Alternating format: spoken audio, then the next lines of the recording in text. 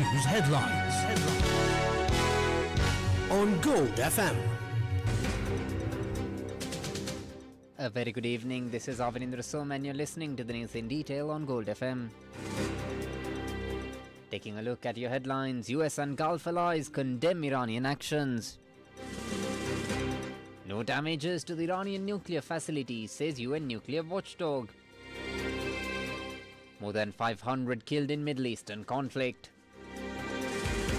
Now or never for any human rights activists to support Iranian regime change, says anti-terrorism expert. State of public emergency in Sri Lanka extended. Tea exporters advised to delay shipments.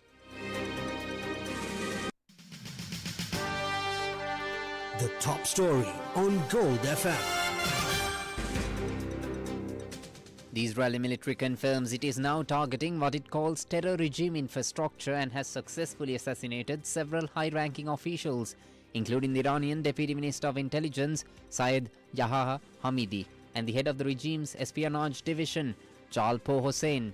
In Tehran and nearby Karaj, reports emerge of a heavy security presence and a total internet blackout as the Iranian Red Crescent Society claims the death toll across the country has reached 555 people. The conflict has also reignited a secondary front in Lebanon following a major rocket barrage fired by Hezbollah into Israel. The Israeli military responded with a precision strike in Beirut that killed the head of Hezbollah's intelligence headquarters, Hussein Makled.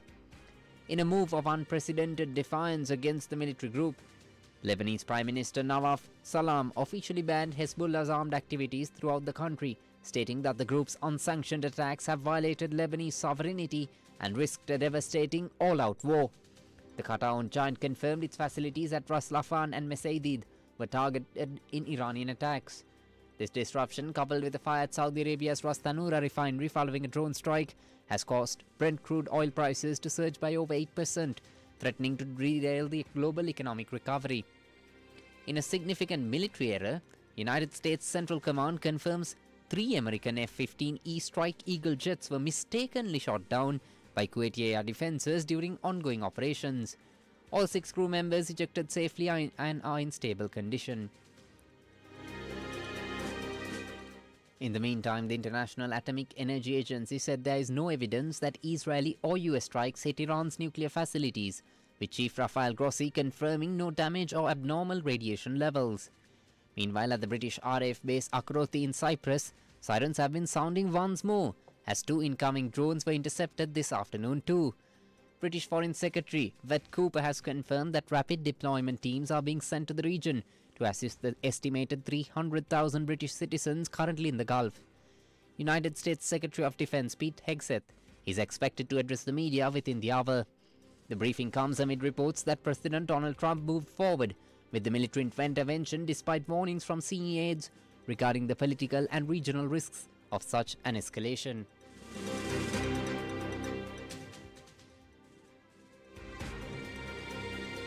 Now, in the meantime, we spoke to Professor Rohan Gunaratne of the Nanyang Technological University in Singapore, who gave a comprehensive analysis and warns that the Iranian Revolutionary Guard Corps has transitioned from a regional threat to a global disruptor. Professor Gunaratne explains how the Ayatollah's attempt to blackmail the international community by attacking Arab neighbors has failed, leading to a new coalition against Tehran. He's certainly fighting Israel, certainly fighting the US, but after Israel, the largest number of strikes are on those countries. So there's a lot of pressure that is being put on those countries because Iran wants to inflict severe pain on those countries so that those countries will ask the Americans and the Israelis to stop the campaign. But it has backfired, and today all those countries have united against Iran, and Iran has lost the support from those countries, and all those countries are openly or discreetly supporting the US and Israel in the fight against Iran. The economic implications of the conflict, highlighting the US military's role in preventing a global trade collapse by keeping international waters, was broached too.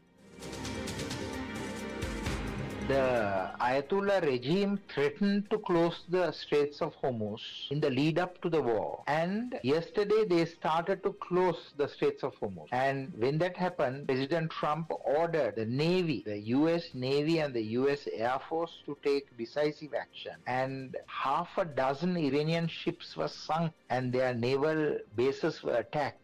So US preempted Iranian blocking of the Straits of Hormuz. The Straits of Hormuz doesn't belong to any one country. It's a common strait and it should not be blocked by any party. It should be kept open because that is vital for global trade and shipping. So what the Americans did was right. They ensured that the Strait of Hormuz is kept open.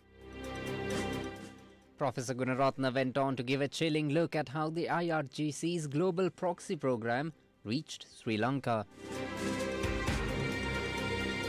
It also attempted to assassinate President Trump. A man called Farhad Shakiri, who is IRGC agent, planned operation to kill President Trump. The same Farhad Shakiri recruited, because he was in Sri Lankan prison for a short period of time, he recruited Maldivian national to attack Arugam Bay and to attack the Israeli consulate in Colombo. So I believe that if any country is sponsoring and supporting terrorism, that country, the regime should change because it's the global threat. Iran will have a very stable government soon, and the Iranian regime that has engaged in building fissile programs, meaning nuclear programs, missile programs, that has attacked now the countries in the Gulf and a few other countries in the Middle East, and also Iran's proxy program to support terrorism will come to an end.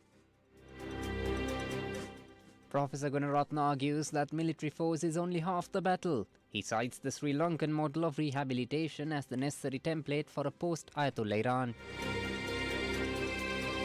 National security language is called shaping the outcome. So after any conflict, the outcome should be shaped. Now in Sri Lanka, the outcome was shaped after the end of the LTT rule in the northeast. Sri Lanka launched a brilliant program to rehabilitate terrorists, and because of that, terrorism didn't re-emerge. So what is key and what is important is to ensure that terrorism does not emerge from Iran. There is social harmony, there is political stability, and there is economic prosperity. Even the IRGC members who surrender, they must be treated very well so that they will realize that they served a very brutal dictator, and that the new government that is going to come to power, it's a better government than the previous one. So there must be all the efforts made to ensure that stability, security and safety is restored for all citizens of Iran.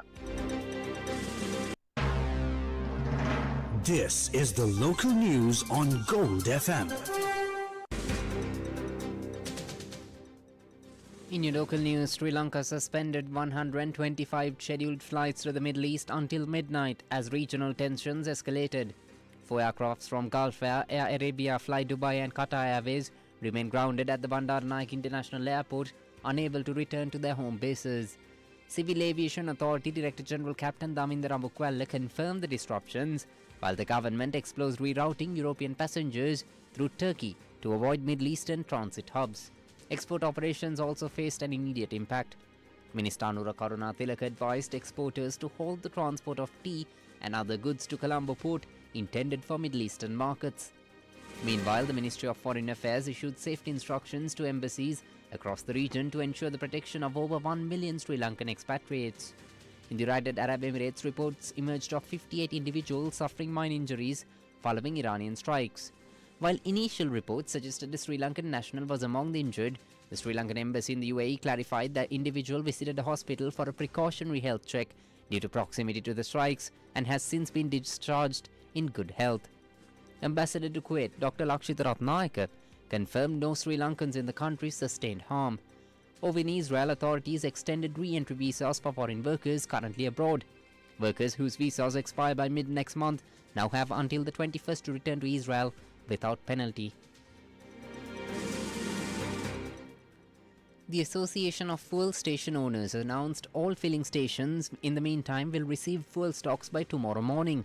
Chairman Kumar Rajapaksa told a press briefing in Colombo that the corporation initiated fuel releases on a credit basis today due to the bank holiday. Petroleum Corporation Chairman DJ Rajakarna stated over 2.9 million litres of diesel entered the market this morning alone. despite government and corporation assurances of sufficient stocks. Long queues persist at stations island-wide as public fear grows over a potential crisis sparked by the Middle Eastern conflict. In more local news, opposition leader Sajith Premadasa summoned political party leaders for an emergency discussion regarding the escalating Middle Eastern conflict. The meeting is set to take place tomorrow at the office of the Leader of Opposition in Parliament. Speaking at an event in Anuradhapura today, Sajith Premadasa emphasised the government responsibility to take maximum measures for the safety of Sri Lankan migrant workers. He stressed that protecting citizens employed in the affected region remains a primary duty of the state. Now, in the meantime, in such a backdrop, President Anura Kumara Dissanayake issued an extraordinary gazette notification extending the state of public emergency effective from the 28th. A separate directive classified several sectors as essential services, including electricity, fuel, health, transport, and water supply. The order covers district and divisional secretariats, food distribution, and road maintenance to ensure uninterrupted public utility functions. Now for some news in brief. Police issued an advisory urging students, parents and alumni attending annual inter-school cricket tournaments to maintain discipline, ensure safety and respect public order during the events, which draw large crowds and celebrate school pride. The business news on Gold FM.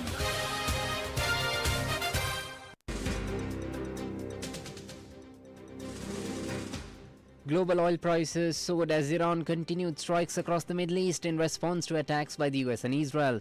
Brent crude jumped 9% to $79.45 following attacks on 3 ships near the Strait of Hormuz. West Texas Intermediate rose 8% to $72.80. Natural gas prices also surged by 25%.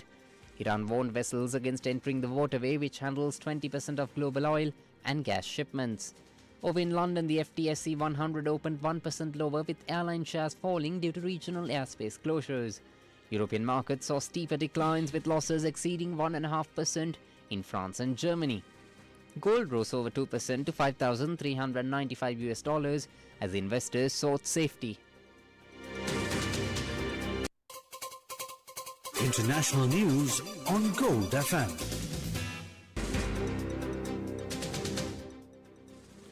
Ukrainian President Volodymyr Zelensky confirmed that a new round of US-brokered peace talks with Russia remain on schedule for this week. Despite weekend strikes on Iran by US and Israeli forces, the Ukrainian leader stated that the negotiations have not been cancelled. Kyiv is now considering moving the talks from Abu Dhabi to a new location, with Turkey or Switzerland cited as potential venues for the March 5th and 6th meetings. Over in Moscow, Kremlin spokesperson Dmitry Peskov said Russia maintains an interest in a diplomatic settlement to end the 4-year conflict. US President Donald Trump continues to push both nations towards a resolution, though significant gaps remain. Entertainment news on Gold FM.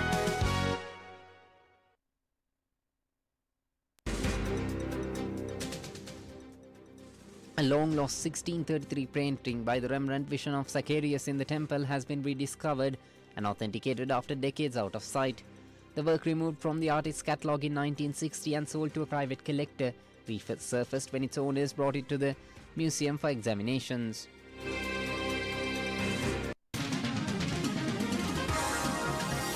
Sports news on Gold FM. India secured a 5-wicket victory against the West Indies in a high-scoring Super 8s encounter at Eden Gardens. Chasing a target of 196, the Indian batting lineup reached 199 for 5 with 4 balls remaining in the final over. Earlier, the West Indies had posted a formidable 195 for 4, but were unable to contain India's middle order in the closing stages. This result strengthens India's position in Group 1 of the T20 World Cup as the tournament moves towards knockout phases. The semi-finals are now set, with the semis beginning on the 4th with New Zealand taking on South Africa, and on the 5th, England facing India. The winners of these matches will advance to the final, which will be held on the 8th of March in Ahmedabad. And that's all the news for now. Stay tuned to Gold FM for the latest updates. This is Avanindra Soma for Gold FM News. Have a great evening.